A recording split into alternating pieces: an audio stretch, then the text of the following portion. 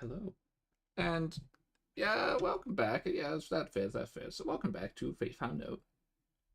Talking Fate about Chapter 4. If you are unfamiliar with how these things go, because I've done these I was about to say 3 other times, but no, I've done it more than that. I've done Done it it so quite a few long that I've I've done it started quite a few doing it. times. Yeah, no, if you're unfamiliar with this is just where we go over the recent chapter and as well as other things here and there depending on what it's about. Go over a bit of trivia, background info, answer any questions that people may have, whether it is the players, myself, or the chat. So throughout the stream, you are free to ask any questions, and I will answer them in kind.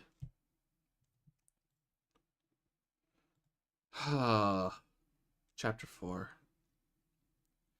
I can start exactly in one place here. It was a long time ago. This chapter really shows you how how long ago I've been planning most of these chapters. Because here's a little fun fact. It was around the time that I'd finished getting things, not ready, but like getting the skeleton of everything ready. Around the time that chapter 4's was done, all of them were pretty much done, except I can't remember which chapter. It might have been chapter 3 that I had to revamp later on, but overall it was just they were all ready in quotation marks by that point. And I can tell you exactly when that was. And I am not stalling. You're stalling as I try and get the date. Hold on a second. Let me check the books. Uh-huh. So did you like the game, Joey? Uh-huh. Yeah, I like the game. Good. I like the game. Okay, yeah, cool. You know, back in summer of 2023. That was a little bit ago, wasn't it? That was before I was even starting to plan the ICTU. Yeah. And there's a reason why I know exactly when that was. I guess technically I had it planned a little before that. However, hold on, just got a message. I want to double check something. Cool. Was that plan all? Was it all Huh? the plan, or was it like I mean, how much of it was changed in between then and now? again, like I just said, it was the skeleton for each chapter, so the basis of each one. I fill in little gaps here and there depending on how things change as things progress. But overall, the main idea was there, including Calliope. And she's the reason I know exactly when I knew when this happened. Calliope Mori! No, not that one. I do have it. one question I do wish to ask, Sure. as someone who has not had experience past chapter 3. Uh-huh. Was Calliope in any other game, or was she built No. up to in any other? No? Yeah, she was very slightly hinted at by in chapter 1, and technically the episode 0 before chapter 1 even started, of other masters sent to other worlds who are presumably dead, and then chapter 1 introducing Michael, who ended up being Hyaki. Also dead. Well, He said he took the body. It was unclear what the truth is. I'm pretty sure he said something about that he took the dead body. I actually can't remember the exact words that were used, but maybe not. Whether he just took the command seals from a dead body and created the whole Michael persona, or whether Michael was an actual person that he stole the corpse of. We don't know. The unknown part there is whether Hyaki was Michael the entire time, or whether it was a real person called Michael who was sent to the Land of Fog, died, and then Hyaki took that body. Unsure. Yes. Well, I know the I know the answer. However, whether is it Michael a spoiler for later? Yes. Is it whether Michael was real or not is up to debate. But what is true is that the command seals of a master were taken. Oh, no. Yeah. Those were Hyaki's the entire time. Oh, never mind. You got close, but not quite. No, I can. Well, it doesn't really matter because it's not going to really answer anything. The person known as Michael never actually had a servant. Oh. They never got to that point, whether or not it was before or after they were sent to a world, aka I'm not going to spoil what actually happened there. Oh, they were DOA? Sure. Cool. We'll get the answer eventually. Because, again, Hyaki's command seals / contracts were with Heidi and all of those people. He never stole a servant from anyone, nor their command seals, because he didn't need to. He has his own. Unlike Yako, who doesn't actually have command seals and has contracts through different means. Again, something that's been touched on very loosely and extraneous, so you don't need to worry about it right now, if ever. But as I was saying about Calliope, the reason I know exactly when this happened is because the original idea, and the reason why I named her Calliope, was because of Kali. I was going to make Kali a servant, or a quote-unquote servant, and that was going to be the flip side of Calliope. And then Paper Moon came out, and I forgot to turn on music. I thought I did that already. And then Kali came out, and that's what I had to think. Do I change my plans, or do I just simply work with the Kali they gave? And clearly you've seen the answer. I just worked with what they gave because I did not feel like trying to rework how that was going to work. And to put into a little bit more perspective as well, I could be misremembering or misjudging the time frame. I want to say that I knew Calliope existed even before Chapter 1 started. So, since the beginning, the plan for a second master to be introduced into the main story, not including Michael, was always there. I always knew about it. Considering what's to come. And it's one of the reasons why I was... God, what was I? I just lost my train of thought completely. God damn it. Dude. One of the reasons I was looking forward to Chapter 4, there it was. To see the dynamic between two masters unfold again.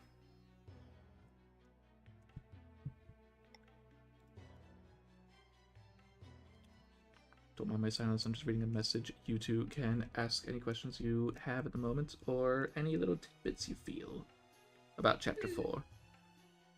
I have a couple of tidbits relating to my character, but I feel that's more of a whole package than anything.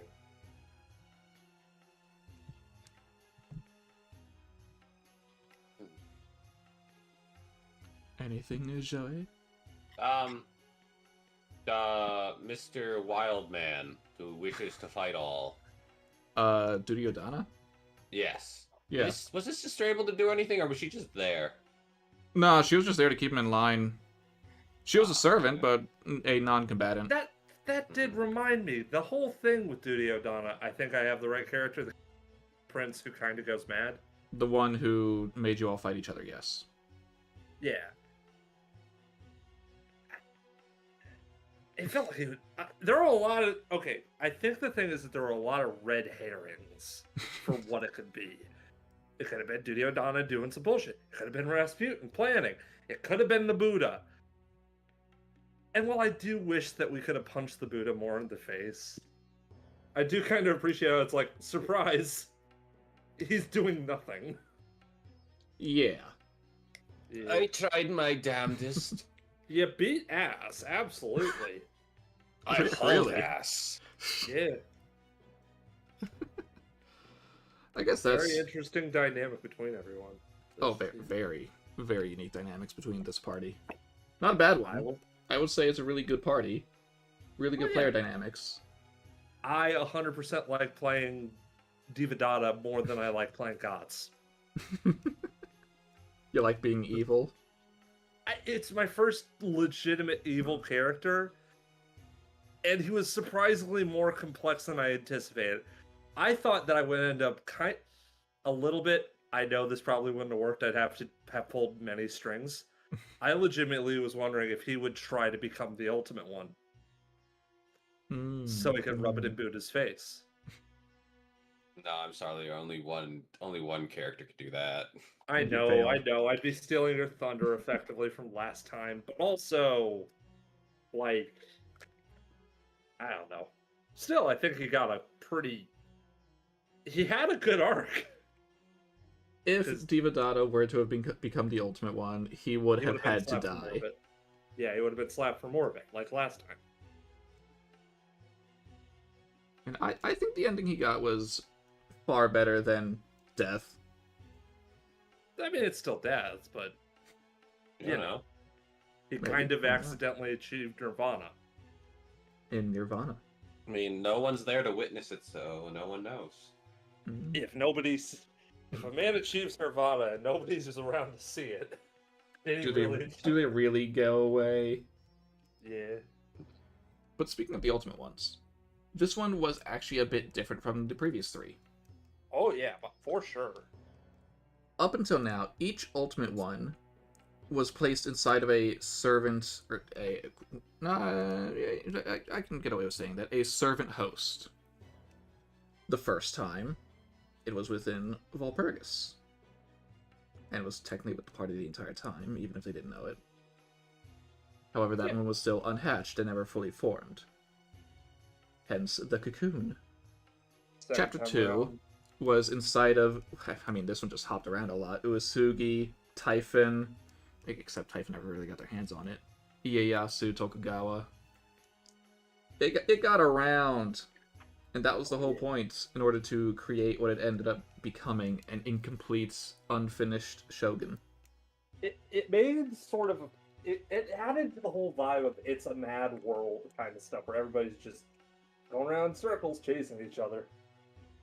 I mean, I'd say it's more of a pseudo-space opera, but yeah. Yeah. Star Wars. Well, Yeah. parody. Hang on. Saber Wars, Joe. Saber Wars. Careful there, buddy. What are they gonna do? Shoot Disney's gotta us. find our legs. They're gonna remove them. Where? And Anyways, Chapter 3's Ultimate One, Neptune, was both with Kazuto Drop, Taisui, and Kapotli. It was very funny to see all three of them just kind of got dunked on. I mean, Kazuto Drop Like as ruled soon for a as they bit. were really getting close to their goal. Kazuto Drop was right at her goal, Yeah. and it was snatched away. I understand why she was mad. And now this time, This the time, Ultimate One spawned someone, didn't they? no. It did not have a host, nor did it have a physical body at first, until the Buddha achieved nirvana and made contact with it. This is also is something that was never mentioned in the campaign, because there was no point where it would have been mentioned. Buddha achieves nirvana, comes into contact with the Ultimate One, gives it form via Chakravartin, which, at least in Fate Extra, is his noble phantasm, so despite the Buddha in this not being a servant, he can still do that, because, of course, noble phantasms are what they can do in life. As well as King Ashoka, once he got to that world, he has the very same noble phantasm, so he could reinforce it. So are you telling me that if Buddha never achieved nirvana, the Ultimate One would have never been able to take form? Incorrect. No? Okay. Something else would have happened, whether it is King Ashoka achieving that when he arrives on his own, or, say, I don't know, Wukong. But all of this, I assume, was well before the party came Oh, together. well before.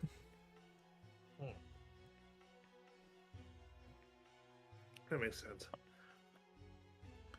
As well as, this is the first time that it was a fully fleshed out Ultimate One at, I won't say full power, because it was not released, it was still within a Noble Phantasm, but the most powerful an Ultimate One has been so far. I hate to say it, guys, it kind of let us win. Well, yes.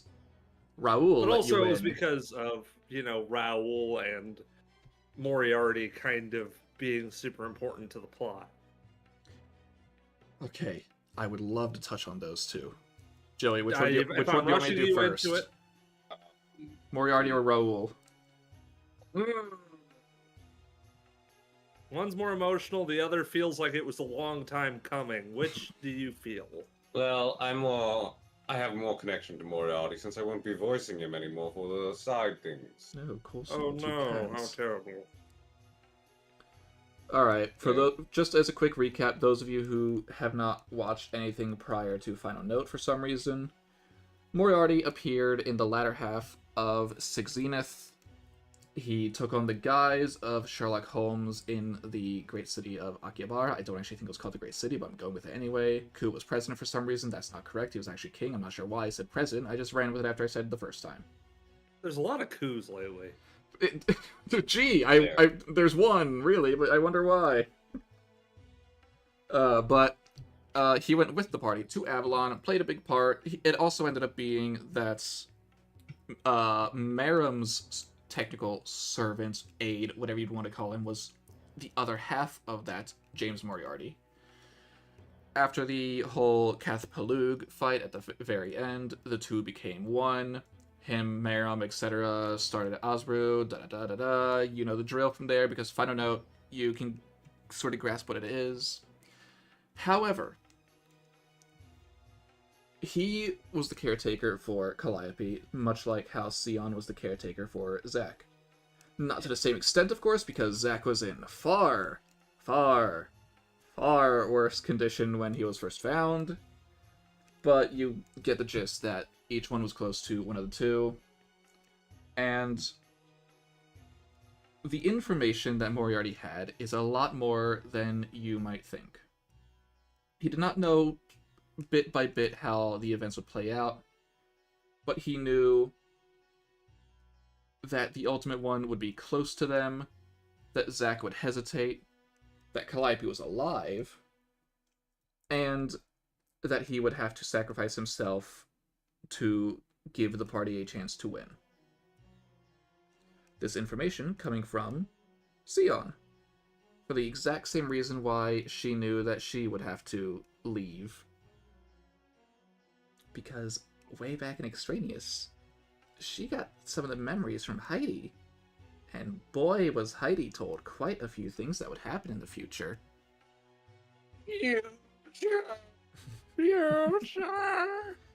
Because in Chapter 3, Hyaki did say he knows every event that will come to pass. He knows everything that everyone will do and will not do. And he can sure play people like a fiddle. Hoo boy, we'll get to that. Oh boy.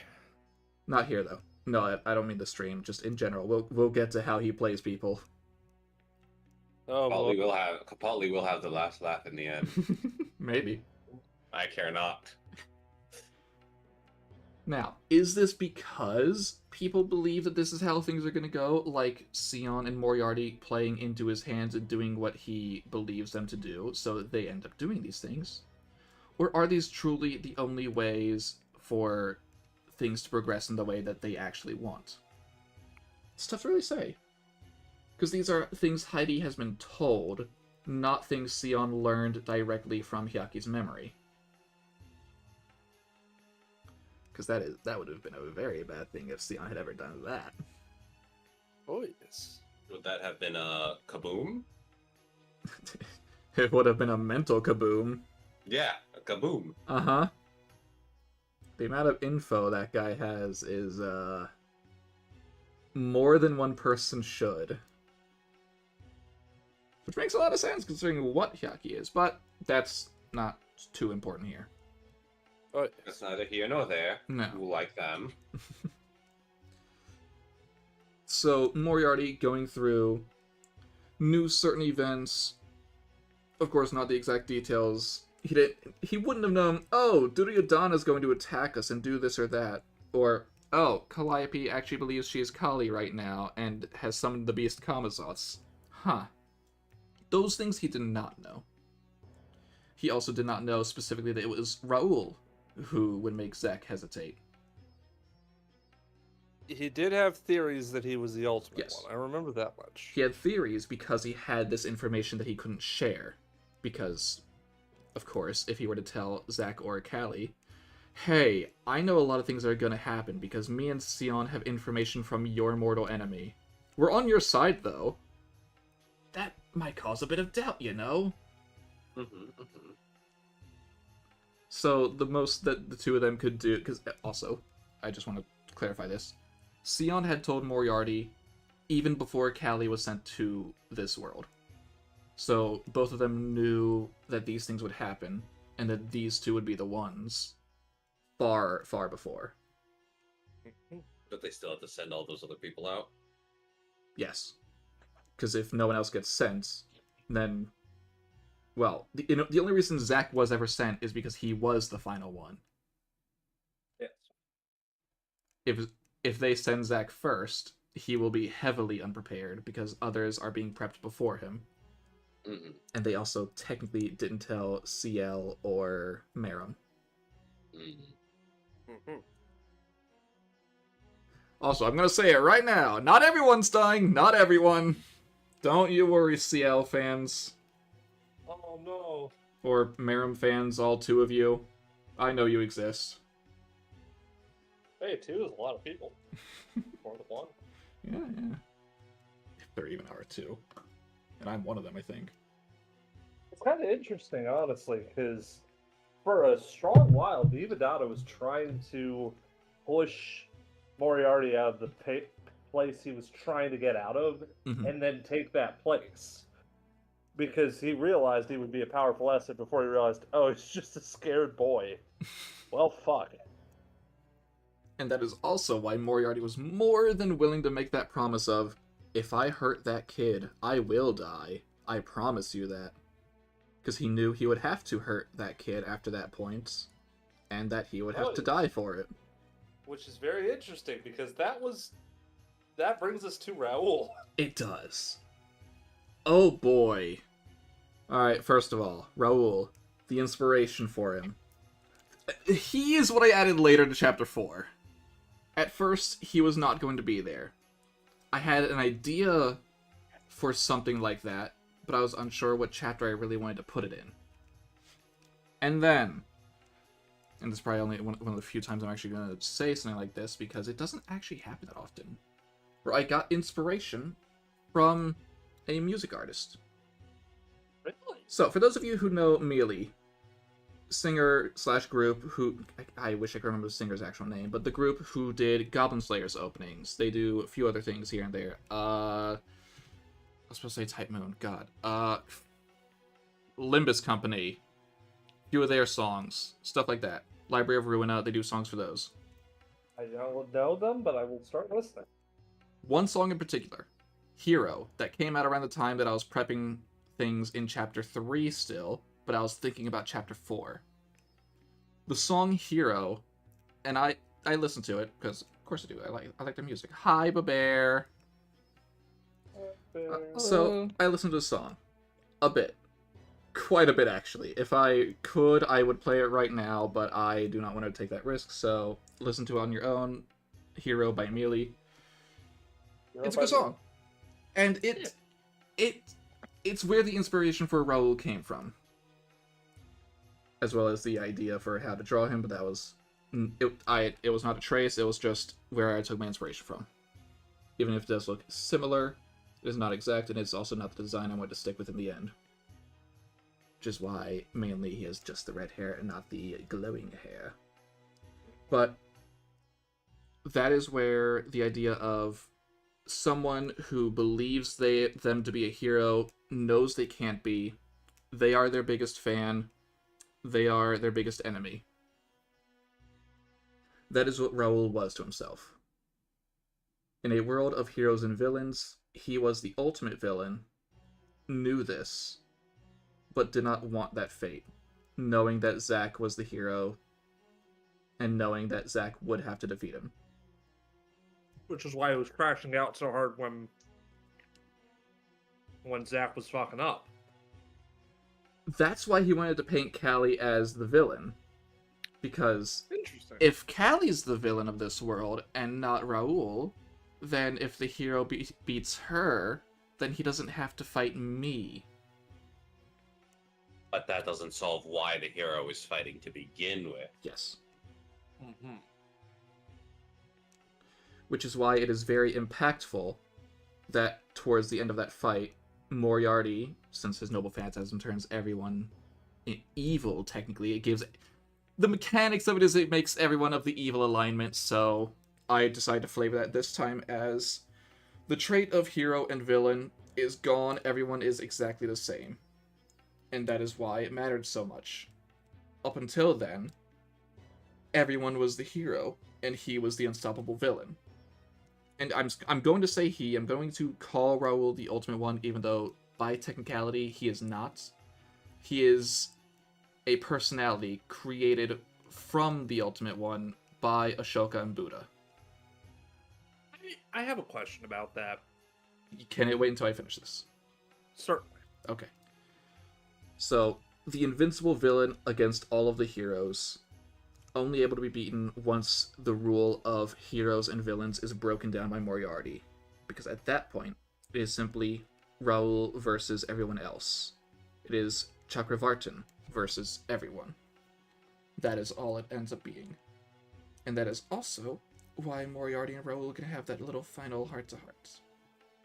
Now you may have your turn. Okay. I have a question about this. Shoot. Because it's interesting that it was based off a song. In fact, that's actually kind of how I sort of do my stuff a lot of the time. My question is, did you intentionally make him Rahul, as in Rahula? Yes. Of Buddha, Very much so. before or after I had the idea? Of Oh, playing before. Really? Before I even knew you were in the game. Really? Yeah, no, it was just a happy coincidence that you decided to be Devadatta. And that's how the nephew thing happened. I mean, hey, I'm glad I accidentally played part into the role because it actually made everything a lot more interesting. It did. It very much did. It allowed for quite a few connections. And again, I will just say, just in case there are new people in chat who were not here earlier, you are also free to ask any questions of me or the players, anything about Chapter 4, or things around Chapter 4. And yes, of course, towards the end I'll get to the next thing, but that's not where I am yet. Oh, yes. But since you are new here, Taz, for the stream, not the game, any questions or tidbits you wish to share?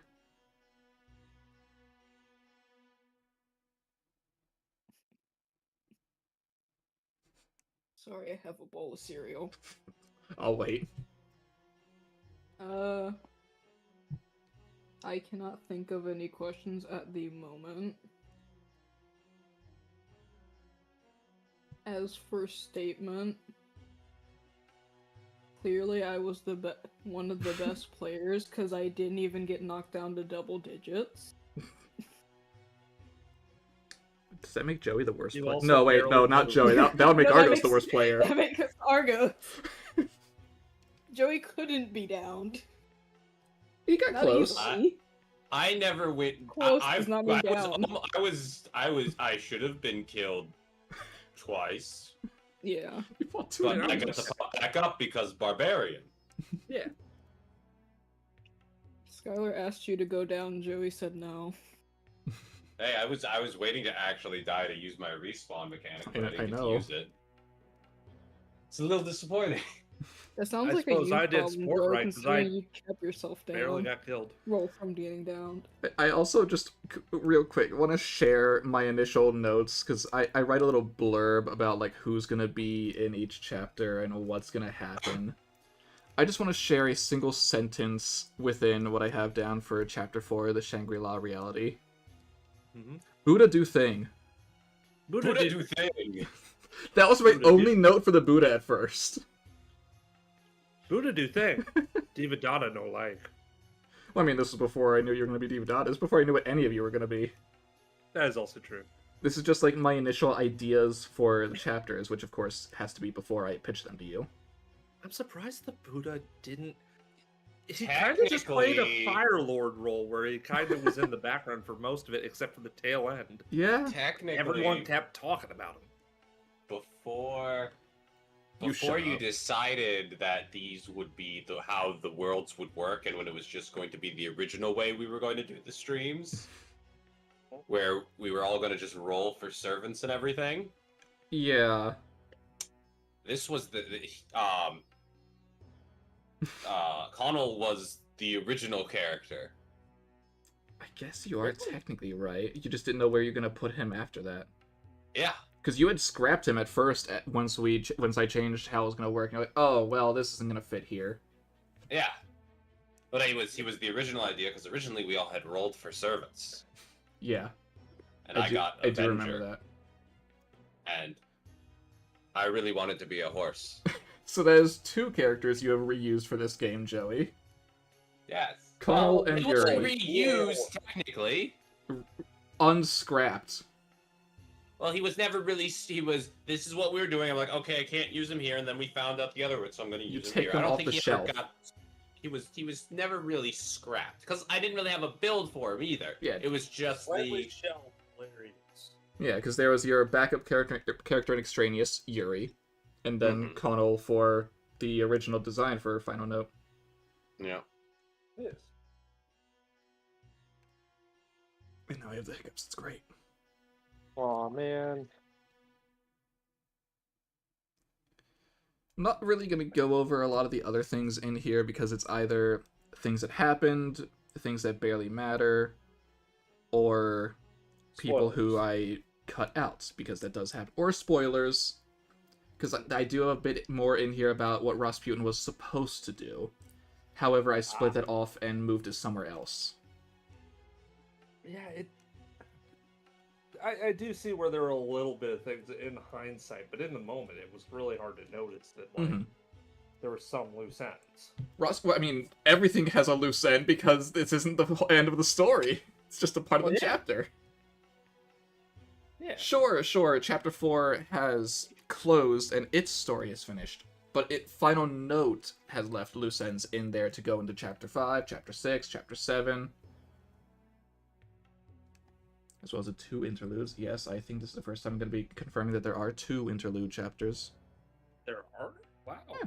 Yeah, of course there are. There were going to be 3! And then that didn't happen. There was going to be a Santa chapter around Christmas. However, it got a bit too close for comfort for me to start planning. I was like, I don't even know who's going to be in this at this point because of awkward things going on. I'm just gonna say no and start working on Chapter 3. We had such a good idea for it. I'm reusing some of that, Joey. You can't reuse the whole thing. Oh god, no. I'm not redoing the whole Santa thing, but some of the stuff that was gonna be in there I'm reusing. Just repainted as Christ. It'll probably work out. It was the quest to be the next Santa servant. To be Father Christmas, or the well, they had to go through all the trials of Christmas. It was basically a game show of Santa. I did not have the best idea for how that would work out. I was helping with that one. I was having a lot of fun with it. No, you were. You're like, okay, I can, I want to read some things about this. Just because I'm going to skip over the part that I can't talk about. But the parts that I can is that, of course, each chapter is going to involve an ultimate one. That one should be obvious at this point. However, there are some ultimate ones that are a bit more awkward to put in for this, for one reason or another. We'll get to those at some point. Was the ultimate one Santa? No. This one was going to be Type Moon, for those of you who know Type Moon stuff. And I don't mean that as in the characters in, like Fate Type Moon. The Crimson Moon is a very, very big thing. It's kind of where they get their name from, you know? So, that was actually going to lead in from Extraneous and why Arquade was there in the first place. That didn't really go anywhere now, did it? Yeah. But it would take place, in quotes, on the moon, and have a very intense Christmas vibe. Plot involves 2 people being at odds to become the King of Christmas. Crimson Moon can be involved. Somehow. Maybe the one who got into the 2 people's heads. I would have played Krampus. Guess I lost that opportunity. I honestly don't just know now found out what the players would have done. This was so long ago. This... Oh. As much as I want it to be. Yeah.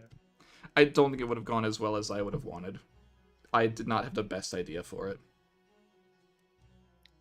That's why I was helping. I know. I had game idea. We get the reindeer games! Oh my god. Each of us play a different reindeer. No! Alright, who's Blitzer? It's Blitzen. No, Blitzer. Well, if I have to do a German accent again. Legally distinct Blitzer. Blitzen's in the fucking copy. It's in public domain. Nah, impossible. You can't copyright this shit. You can't copyright Santa. Do it next time when they copyright God. Oh, Which god? yeah. I mean, I meant Yahweh, but now I'm kind of curious. There are multiple gods and mythoses that they cannot copyright, nor can they copyright the Christian god Mhm. Really? or Hebrew god. Huh. Why would they be able to copyright it? It's existed in ancient myth. They'll try. They'll try. It's like copywriting folk tales and other shit. You can't do that. They've tried. But Now, nonetheless. while anyone may think of a question, I am going to talk about something else that's I feel dissatisfied with, but I feel like there was no way to do proper without a bit more work put into it. On my end. Rama and Sita. I think it went okay. No. In chapter 4, what happened is fine. However, it's because way back in the original, Rama was a servant, was a fool, and actually no, wait, no, I am right. Wished for Sita to be reunited with him. No, other way around. Sita was summoned, was a fool, and wished for Rama to be reunited with her. Rama was brought forth, which caused the curse to activate, and she died. Introduce this was the follow-up. Yes, introduced Six Zenith. Rama was there the entire time, played a big part when they were in India and Egypt, etc., etc. Fast forward even more, that's the same Rama who's in this world. And it's just the reverse that happens. Sita is not exactly wished for, but brought forth, quote-unquote, brought forth, coughed by Rasputin, fully knowing what would happen. And, Yeah. I wish I could have given them a better ending that could let them both be together, but without removing the curse, which would have been extremely difficult and time-consuming in this chapter, I did not see a good place to both fit them into that wasn't, where they're from, as well as in a satisfying way. So it going full circle, I'm fine with. Yeah, I think they got a good amount of attention. Wish there could have been a bit more to it, but eh. I'm sorry, I wasn't a magic caster this time. I couldn't fix the curse. You unfortunately did not have a 3rd level spell slot. No, that wouldn't have even worked. No, So I'm I pretty just sure need to someone be tried that before. Just let me at it again. I can do it. I can do it this time, I swear. I swear, I can do it this time. No, I might be able to do it. Yeah? Dude, I could have done it. You could have? There's a way to break it. It's a very costly way, but there's a way. Sure. It's a certain sword. Mm-hmm. It would have cost a life, but yeah. Uh-huh. You know Yeah? what I'm talking about. Yeah, that kind of leads into something else, so sure, that's a good segue. Uh-huh. So, towards the end, something was brought up in Chapter 4 that felt kind of out of left field, but it also doesn't seem to make a lot of sense. And I need to pull something up beforehand so I can say a word and name right, because I need to remember their actual name. Thank you. Cool, there it is. Zach! This whole chapter, Zach has been using a red bow. And only towards the end did I say that it is reminiscent of Space Parvati's bow. The reason is Zack actually knows more about what he is now since Chapter 3. He is not a human, in quotation marks, because why not? Callie is human. Callie is fine. She's normal. Zack is not. Zack is what is called an ether liner. If you know anything about Notes and the Land of Steel, you will know more about what ether liners are. And because there is no Ado-Edem, however that name is pronounced properly, there is no Slash Emperor. There's nothing like that to combat Ultimate Ones. However, there is a Zacharias, and very early on in Chapter 1, there was something that I kept pointing out over and over again. That small scar or marking on his hand. As well as after, or not even after, during, in the middle, like, basically in the midway point of Chapter 1, Rengoku died. Rengoku was defeated, destroyed, whatever you want to say, by the Count of Monte Cristo. That was the end. Ren was gone, there should have been no way for them to fight against the Ultimate One. But with Heidi's help at the very end, Zack somehow recreated Ren and threw Ren / the Sword Rengoku at Walpurgisnacht. And that was the only time that really ever happened. Sort of until Chapter 3, where I would not go into the full details of why or what it was, but at the very end, during his talk with, or Sion's talk with him, Sion explained a lot. What he is, what his power is, as well as a little bit extra that he should not be able to do currently. But is capable of in the future. And that... I will finish this first, and then you can ask a question. Yeah. And that was the Serial Phantasm Seraphim Crash, which is the impact that first hit Kazuto Drop, and when Zack entered that fight. Now, what it actually does, what his Night Arm does, which I cannot remember the name of it, I don't know if I wrote it down on a sheet, I wish I did, I probably didn't, and I'm too lazy to look for it right now, allows him to vaguely recreate projectiles he has seen / come into contact with in the past. Now, projectile is a very vague term sometimes, because that could just literally be something you throw. Now, is Rengoku a projectile? No. However, it was made with the intent, thanks to Heidi, of throwing it to Walpurgisnacht. Therefore, it could be recreated. Space Parvati's bow shoots arrows, projectiles. So in a sense, the bow is what causes the projectiles to be launched. Does this mean he could recreate the Gay Bulg now? Theoretically, but the amount of mana it would take is probably going to make it so that he can't utilize it constantly.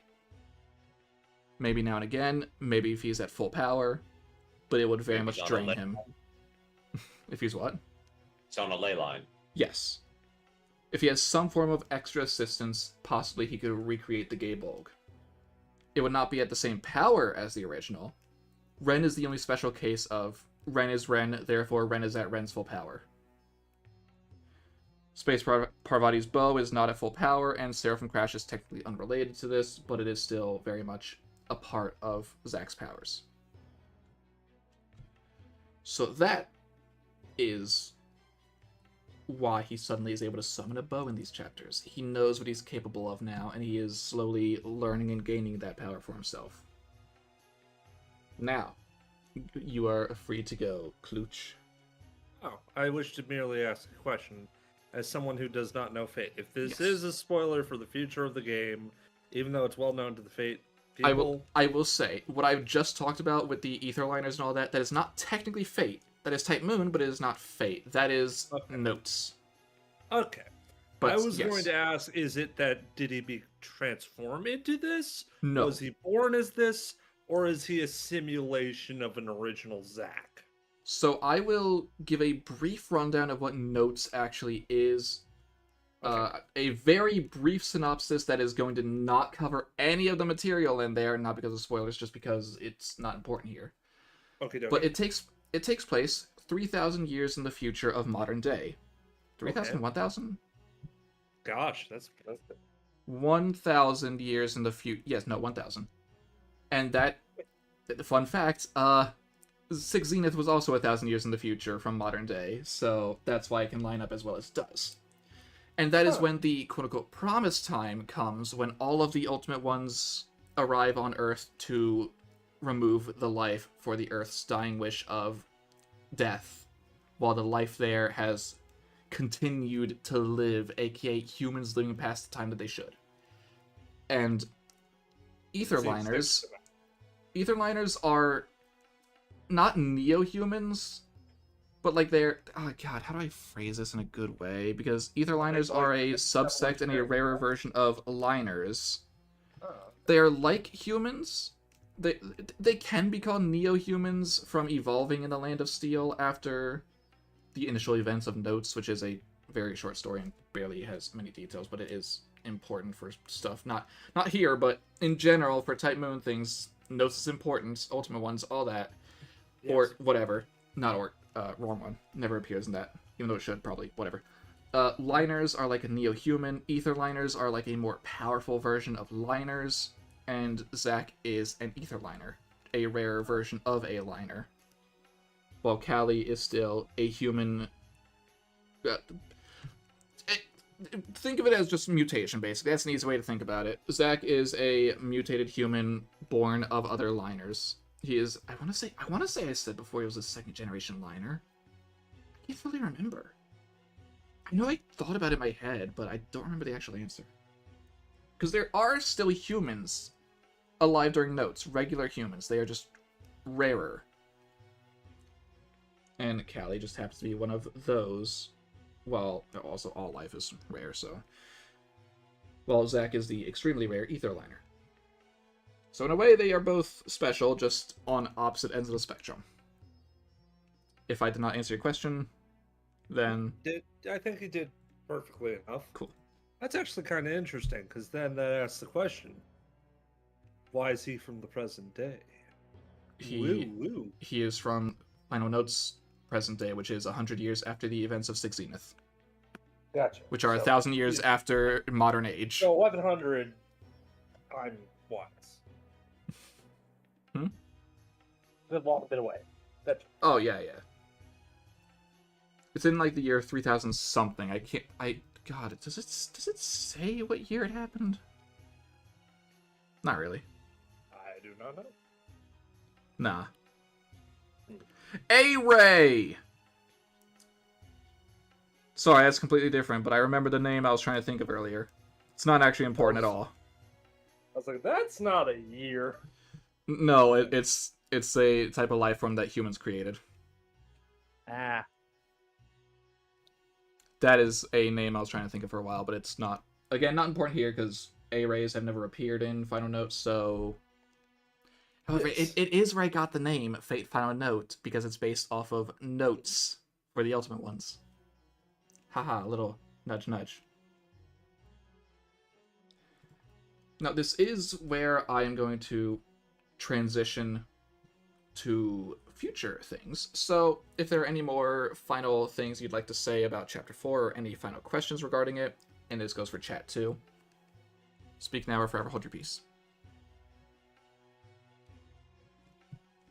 I got no more questions. I think I'm good. Chicken nugget. Wonderful.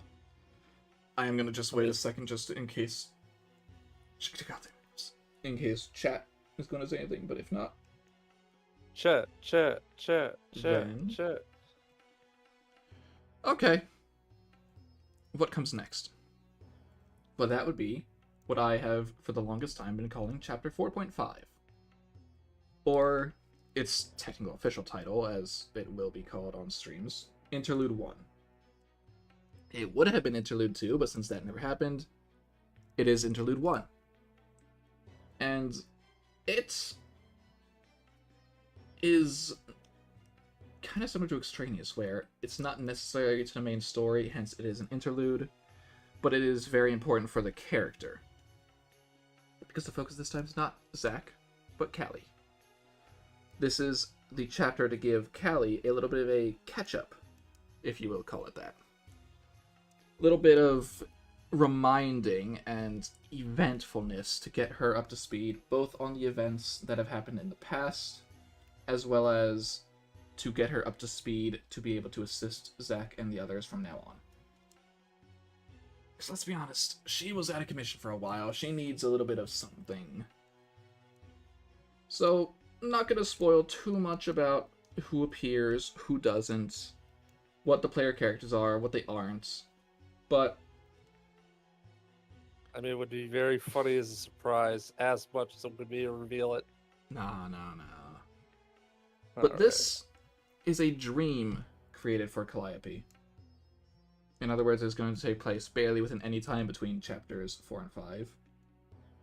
But it is going to feel like a stretch of time for her, due to how dreams are. You know how dreams are. They're weird. You can have like a month-long dream within the span of an hour.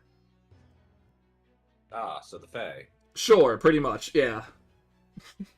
Yes. That's essentially it. Now, who created this dream for Callie, and why? I sort of know the why, and I can show you the who. Because this is the one and only spoiler, not really a spoiler, that I will show you. Well, Because I've shown this before. you have? I have, because this is a Wow. character who has not yet had a proper appearance, but has... Oh my god, the image is so big. He's so large. Hold on. I'm getting them. You can barely see them. Here we go, Mio. Ooh. Now, Mio is quite the interesting character. Here, at least. Because... Right. Who is Mio? That is a really good question. I But the- swear I've seen them before. Well, they did not appear in any actual chapter. However, they appeared in both the preludes for chapters 3 and 4. And, That's why. and chapter 4.5 is going to be their first official appearance inside of an actual chapter, not outside of Wow. one. Now, for those of you who are familiar with the name Mio, good for you, or you're a really big Tsukihime fan, I suppose. Because, yes, that is not her real name. That is a pseudonym, or, I mean, it is the name, but she's a pseudo-servant. So she is in the body of Mio Saiki, a girl who barely appears in the Tsukihime remake. And I thought about using her for something, couldn't figure out what, and then later on as I was going through, okay, who could be, like, hosts for this pseudo-servant, because I'm not going to reveal their true name. Not doing that. They're still going to be called Mio from now on, for a while. But I was thinking about it, and I was between two. Actually, who is the other one? I have it written down. I think I still have it written down. Very different end of the spectrum. Still technically from Tsukihime. Koma Kishima. Now, who is that, you might ask? Well, they're not a woman. They are very much manly man, and hold on, can I get a better image? Can I get you from the remake? I'm not going to put it in the stream, however, I will put it in for you guys to look at the other design that Mio could have been that Mio could have been based on. Very different. Very different. Very different. Maybe that also gives you a hint at who they actually are. Probably not really. I'll be honest, it doesn't really give that much of a hint. Nah. But Mio creates the dream for Callie. And honestly, Callie and Mio are quite intertwined already, and they will continue to be intertwined for chapters to come. That is my little hint there.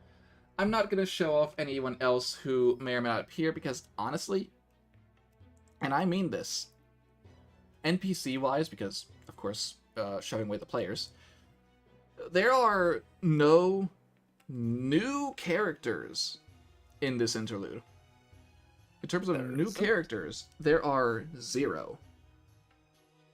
So I could show off art for a character. However, it is either a massive spoiler, or there is a chance that someone can point to that and go, I know that one. Now, technically that was the case with Mio, but that wasn't me showing her off. That was her appearing in a trailer, technically. But you will see them.